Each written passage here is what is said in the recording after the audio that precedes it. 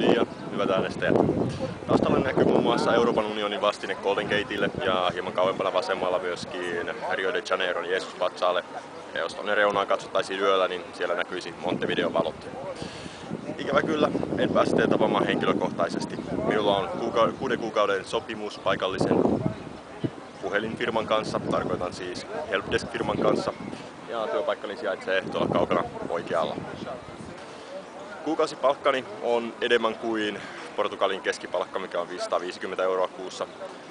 Tienaan 600 € peruspalkkana ja bonuksien ja muiden ateria- ja asuntojen työn lisään siitä tulee noin 1000 € kuussa. Se riittää ihan hyvin elämiseen täällä näin ja minun on pakko myöntää, että olen nauttinut talvestani Portugalin lämmössä. Nyt vasta kevät nostaa päätään ja täällä on jo 28 astetta lämmintä. Pyydän, että tutustutte ehdotukseeni, lukekaa ja jos jotain kysymyksiä jää mieleen, niin laittakaa minulle sähköpostia tai Facebook-sivulle viestiä. Vastaan kyllä kaikkiin viesteihin. Ikävä kyllä en pääse teitä tapaamaan henkilökohtaisesti, mutta toivotan hyvää vaalien odottamista ja muistakaa vaalipäivänä viimeistään Piraattipuolue ja ehdokas numero 7. Kiitos.